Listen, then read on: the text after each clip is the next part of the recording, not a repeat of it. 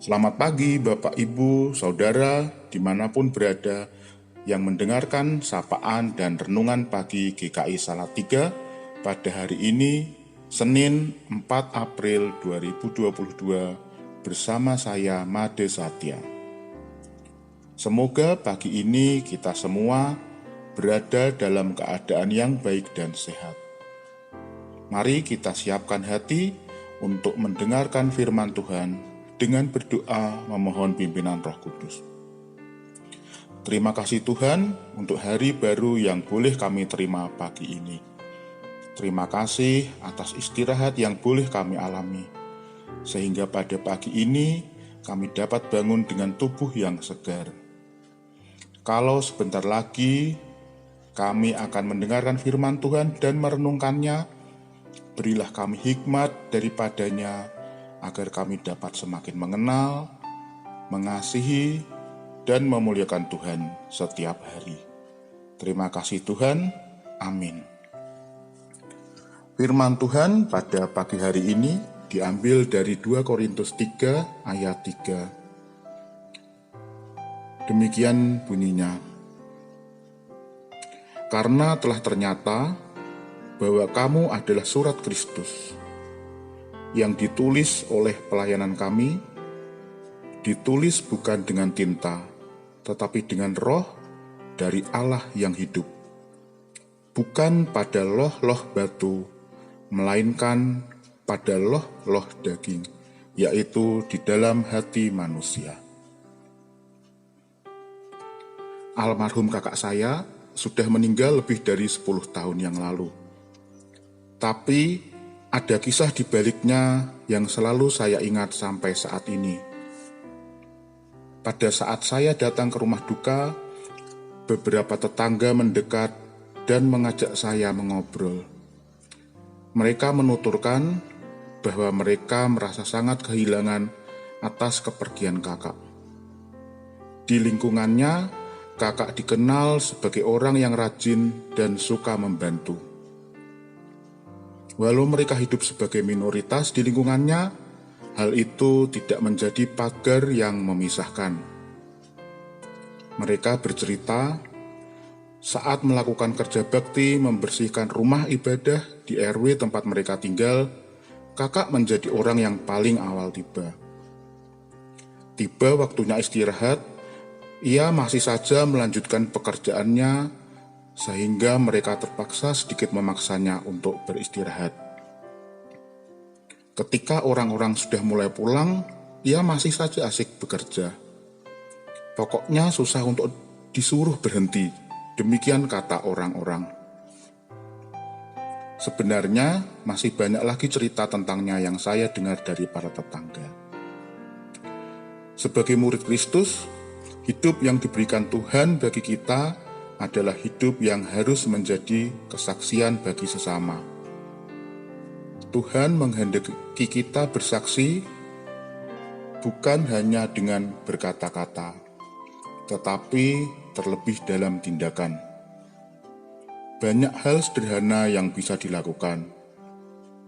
Dalam kisah kakak, ia hanya melakukan sesuatu yang biasa dan memang suka ia kerjakan. Tidak ada yang istimewa sebenarnya.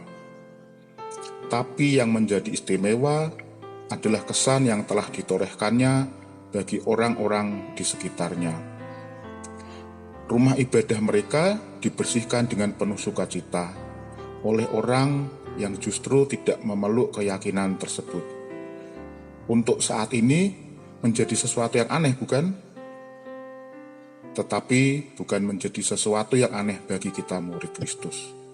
Kita melakukannya sebagai pancaran dari apa yang sudah diamanatkan bagi kita. Sebagai orang percaya, kita seharusnya menjadi surat yang bukan sembarang surat, tetapi menjadi surat Kristus yang dibaca oleh orang lain. Firman Tuhan berkata, karena telah ternyata bahwa kamu adalah surat Kristus yang ditulis oleh pelayanan kami. Ditulis bukan dengan tinta, tetapi dengan Roh dari Allah yang hidup. Bukan pada loh-loh batu, melainkan pada loh-loh daging, yaitu di dalam hati manusia. Apapun yang tertulis dalam hidup kita, bagaimana cara hidup kita, sikap dan tingkah laku kita, perbuatan kita, itu semua begitu terang benderang untuk dibaca oleh orang lain. Orang percaya seharusnya menjadi sebuah surat Kristus, yang bukan ditulis dengan tinta biasa, bukan pada loh-loh batu, tapi ditulis oleh Roh Allah yang hidup langsung di dalam hati kita. Dan dari hati kitalah terpancar cara hidup kita, yang akan mampu dibaca oleh orang lain. Jika yang tertulis jelek, maka jelek pula lah yang dibaca orang. Sebaliknya, jika yang tertulis adalah gambaran Kristus, maka orang pun bisa membaca siapa Kristus sebenarnya lewat kita. NKB 204, bait kedua menulis, hidupmu kitab terbuka, dibaca sesamamu. Apakah tiap pembacanya melihat Yesus dalammu? Pujian ini menjadi refleksi bagaimana kita menjalani hidup kekristenan. Apakah hidup kita sudah mencerminkan identitas murid Kristus, sehingga nama Tuhan dimuliakan melalui hidup kita? Amin. Mari kita berdoa. Ya Tuhan, kami mengucap syukur atas firman yang boleh kami dengar dan kami renungkan. Engkau telah menorehkan dalam hati kami identitas sebagai seorang murid Kristus. Identitas yang menyatakan bahwa kami adalah cerminan dari kepribadian Kristus.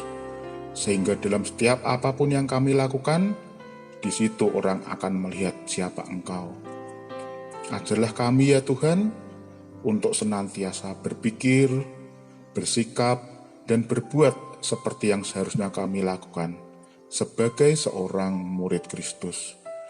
Ya Tuhan, kalau sebentar lagi kami akan memulai aktivitas kami, pimpinlah langkah-langkah kami, sehingga dalam apapun yang kami lakukan dapat menjadi kemuliaan bagi nama Tuhan. Di dalam nama Tuhan Yesus kami berdoa. Amin. Demikian Bapak, Ibu, dan Saudara terkasih dalam Yesus Kristus, selamat memulai hari dan minggu yang baru. Tuhan memelihara dan menyertai kita selalu.